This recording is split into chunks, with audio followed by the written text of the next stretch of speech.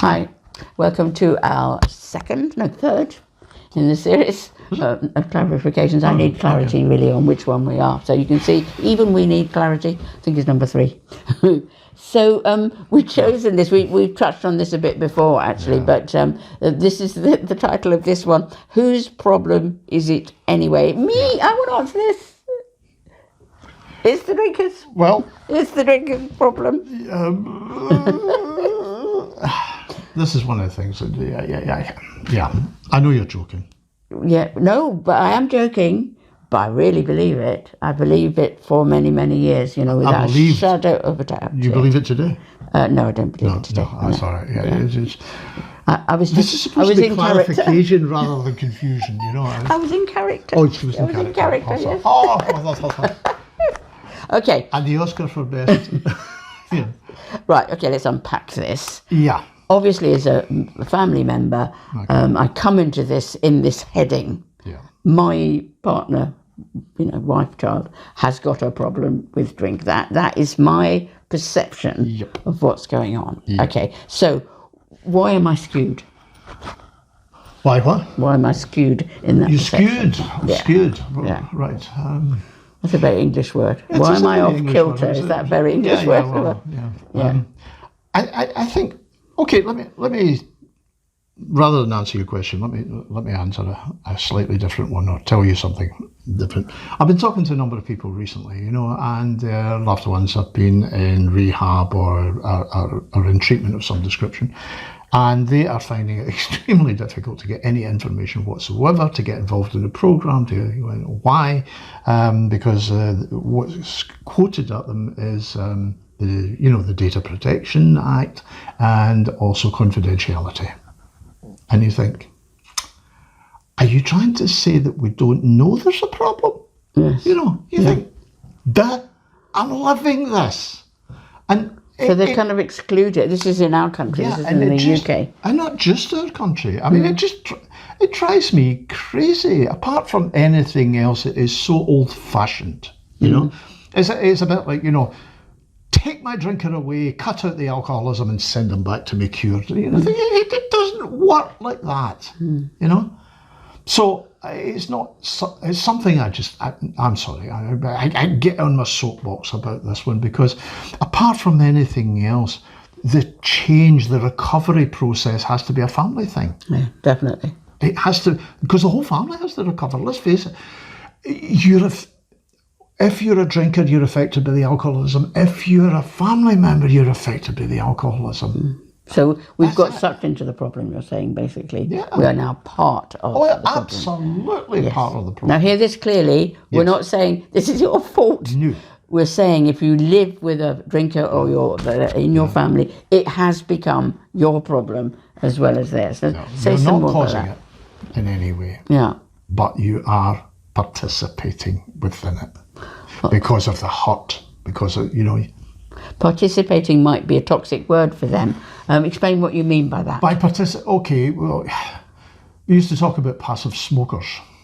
You're a passive drinker. Yeah. Oh, that's another thing. Put that down as well. Oh, I put this one down as well. He's really coming out with very wise things to do. Today, you are on fire. No, you're a passive drinker. Yeah. That is what's happening to you. You are, it's affecting your life in all spheres.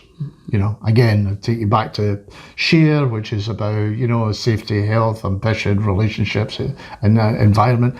All of these spheres are affected by the alcoholism. Absolutely. And I think very often partners are a bit reluctant to, we talked about this in a previous video about motivation to, for them to change. And they can be quite reluctant and say, well, it's his problem, it's her problem. They're the ones that need to change. And there is some truth in that, but only some truth in it, I think, there has to be, if you take some ownership of the problem, then it gives you some empowerment. If you say, no, it's not my problem, it completely disempowers you.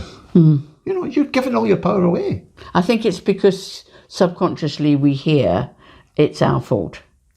Yeah, but Can it's we- not your fault. Can we talk a bit about some of these terms? Because I think they've increased this feeling within us Yeah. of codependence, caretaking. I know you hate these terms, but these terms have somehow felt blame to someone in my position.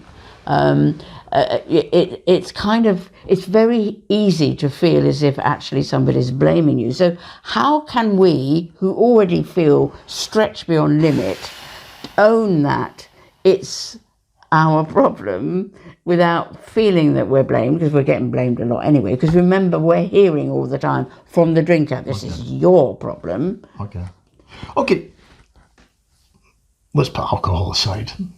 Say, for argument's sake, your husband or your wife or partner, whatever, went out and spent loads and loads of money, and you found yourself deeply in debt. Now, would you say his problem, her problem, or would you say it's her problem? I think it's our problem because it's our finances. Got any money now? Yeah. It's our money. Yeah. You know, you wouldn't sort of go, take him away and bring him back when he's, not bankrupt anymore. You're really getting into this as an idea. Yes, I Take him know. away. I am. I think we could have I'm getting into character. We could have a new therapy with Yes, this. I'm getting into character again.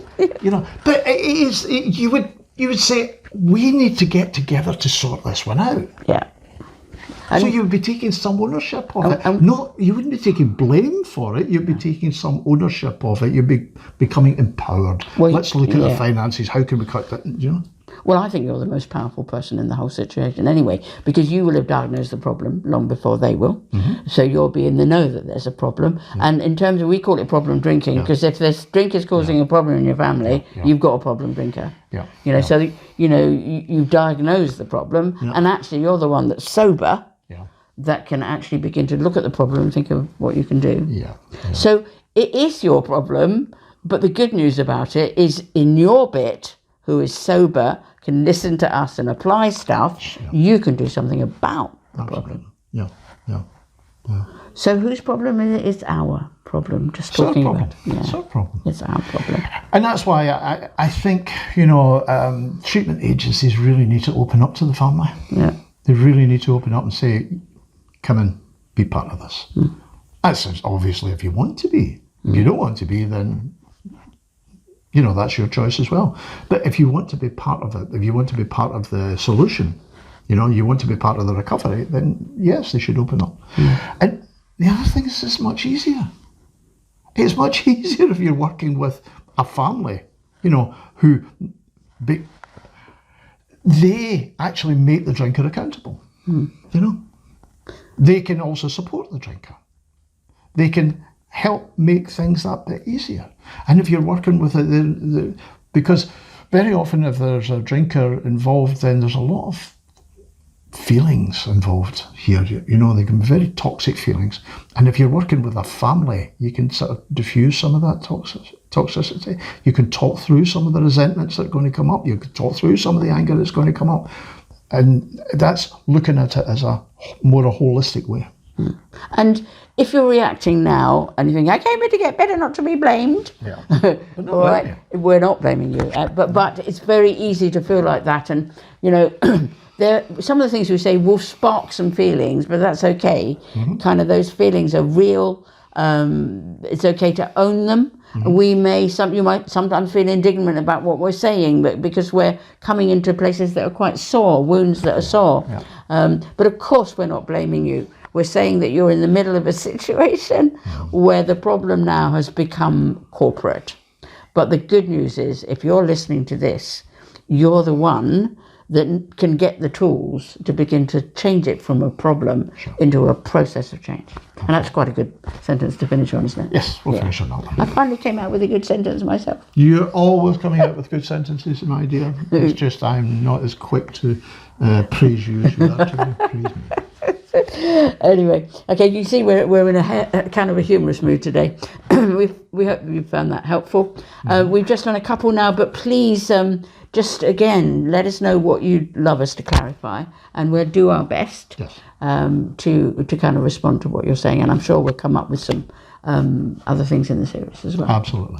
Okay, thanks for listening. Don't forget the chain of care. We haven't talked about that lately. No, we haven't. The chain of care basically is just we invite you to invest in somebody 6 months down the line, Yeah. because what you give keeps this website alive. We don't take any of the money. Yeah.